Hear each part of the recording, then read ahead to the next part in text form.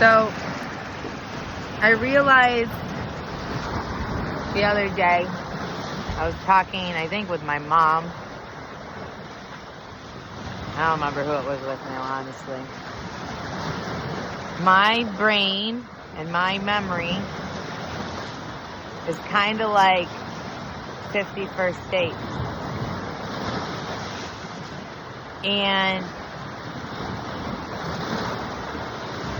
And so when I get lonely, I have trouble remembering my friends. Because if I haven't seen them that day, it's like I don't remember them. I don't remember my own mom. I don't remember any of my support system. It's like I'm all alone. And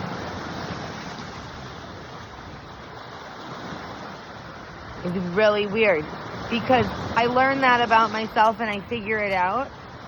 And then I'm like, oh, well, now that I figured it out, what am I going to do about it? What am I going to change?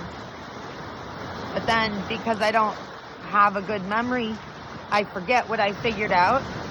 And then there I am in life all by myself, all alone.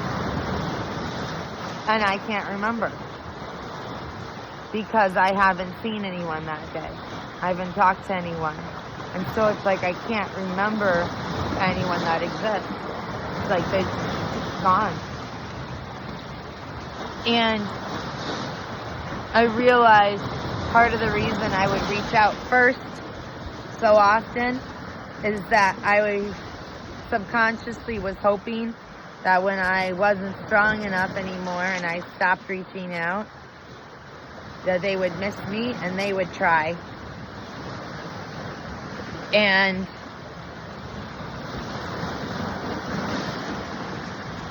then you forget because you're too tired to remember anything.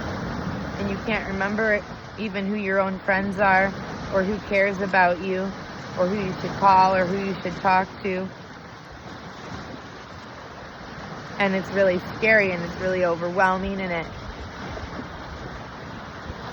makes you suicidal, makes you depressed.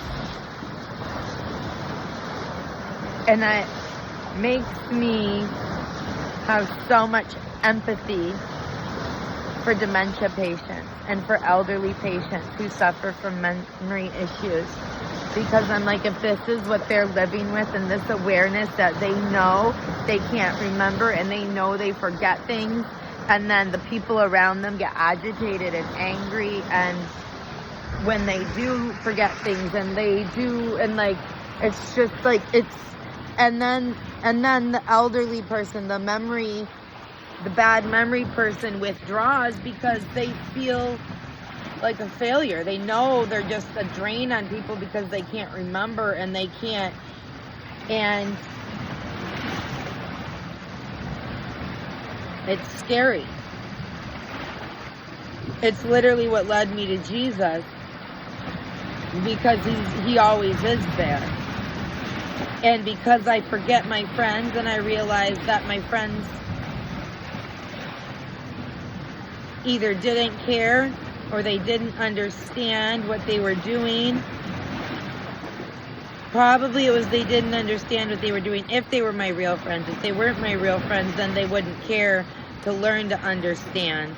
But now that I'm learning to understand myself, I can teach all the people who never, I don't know if they didn't try, if they didn't care, if I was just too complicated.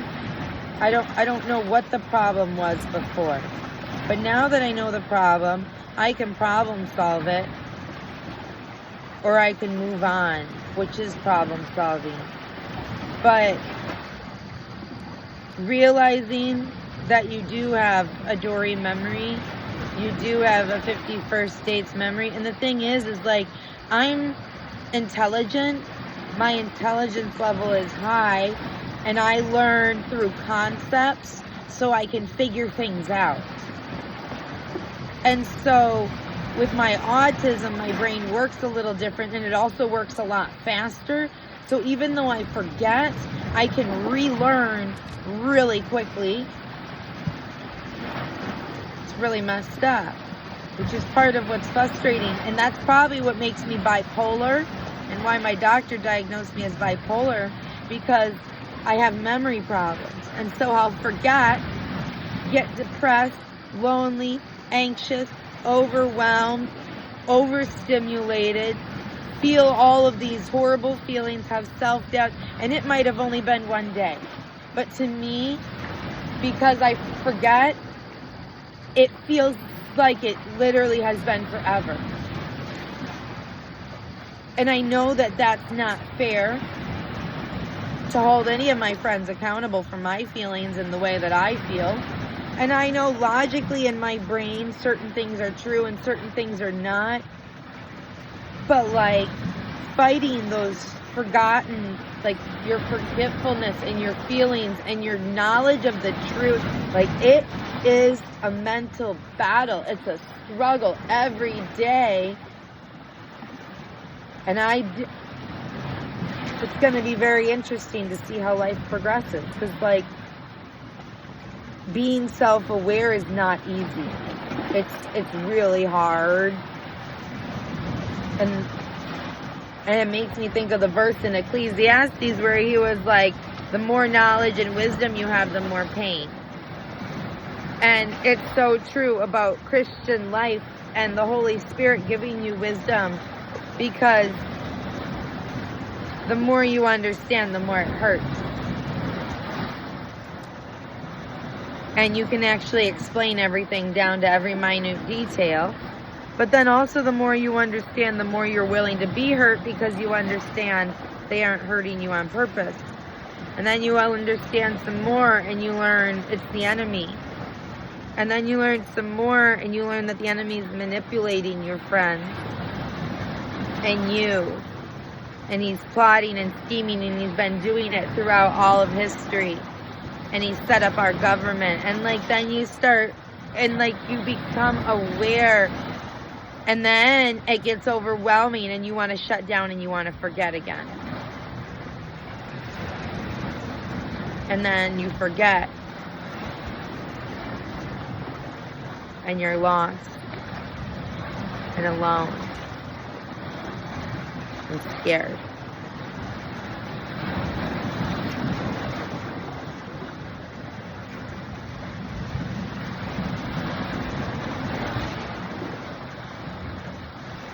And Jesus really is the only thing. God is the only thing.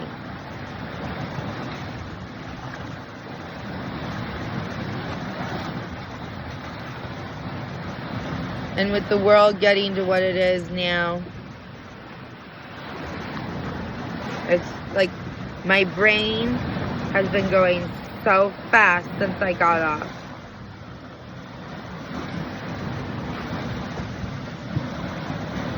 Since my brain has been clear, first time since I was 18.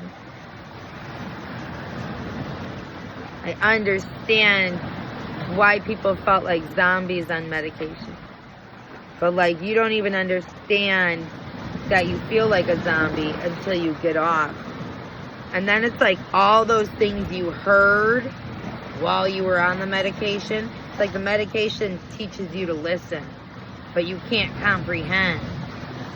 And when I got off of it, it was like the comprehension, the problem solving, the subconscious brain, that background program that puts the pieces together. I don't remember what the scientific name for it is, but it got activated. And then I had learned so many things in my life. My brain just started putting the puzzle pieces together, because that's what autistic brains do. And apparently they work 20 to 40% faster than most people's brains. And I realized I think mine works about 33% faster.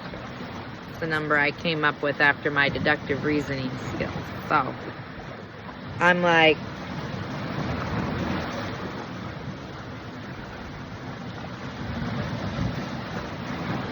it's crazy to look at the world. Because I was listening and looking for the longest time, but the medication stopped me from talking.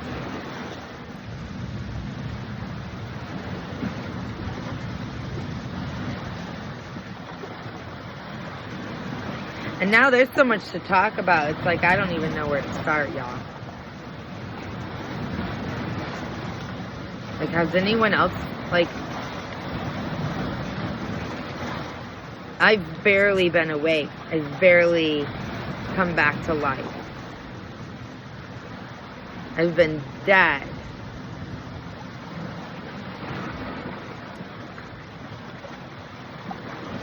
For 13 years. I'm not dead anymore. I'm so alive. It scares me too. Yeah, I know. It's weird. And the problem is when you come to life, I have the unique gift that I was alive once. When I was little, I was alive. Because of my circumstances and how I was raised, I was able to be alive in my childhood. And then I grew up and the world killed me. And because of my autism, I didn't understand what was going on. And then with the medication, it stopped my ability to comprehend. I could still learn, but I couldn't comprehend. They diagnosed me as bipolar, which I probably am. Mostly because I've never had to learn all this stuff, and so I've never got to practice. Now's my practice time. And it's hard. It's scary. It's overwhelming. Feeling feelings, being alive, thinking thoughts on purpose, strategically planning, learning to be a leader, a biblical leader who has morals and ethics and does the hard things. That is not easy. That is overwhelming. That is exhausting. I understand why people like to be sheep. It's easy. It's easy to be a zombie. It's easy to go along with it. Man, these waves are getting vicious. Like, I get it. But I look back, and part of me wants to go back to sleep sometimes. Part of me gets so overwhelmed and so scared that I want to go back to sleep. But I know it's not the right thing. I know it's not the right call. So I don't. I practice being awake. I isolate a lot. And I try to just go out little bits with safe people, but it's hard. It's overwhelming. My nervous system is already extremely sensitive with my autism. And then on top of that, going to massage therapy school, I learned how to make it even more sensitive with all the training I went through. And then on top of it, being off my meds, I am so sensitive. I have to be careful. And I have to practice safely, slowly, at the right speed, and not at the world's speed. I can't let other people pressure me. I have to go at my speed. And I know my speed is still faster than most people, but it's still my speed. And I'm going to do it my way with the Lord, because He is the ultimate teacher, and He is the most amazing teacher, and He has been teaching me all about myself and how to take care of myself. That way I can take care of other people. We talked in church. It was our last sermon in the series called Slow Down, and he used the analogy of working with a power drill. How you don't just turn on the drill and keep using it. You use it, you pause it, you charge it, you use it, you pause, you charge, you use, you pause, you charge, and nothing ever dies then. Everything's always full energy. It feels good. It gets the rest. It gets the energy it needs. It gets the recharging, the rejuvenation, and then it gets to do its job again, and it does it really good, and then that makes it, but to remember to take the pause, to remember to schedule the rest. God literally created a whole extra day just for resting, because he knows how valuable it is. And he wants us to rest with him because he knows what we need, because he created us. So hang out with him. Spend some time with him. Learn about him. Let him teach you about you. I love you guys. He loves you more. Have a great day.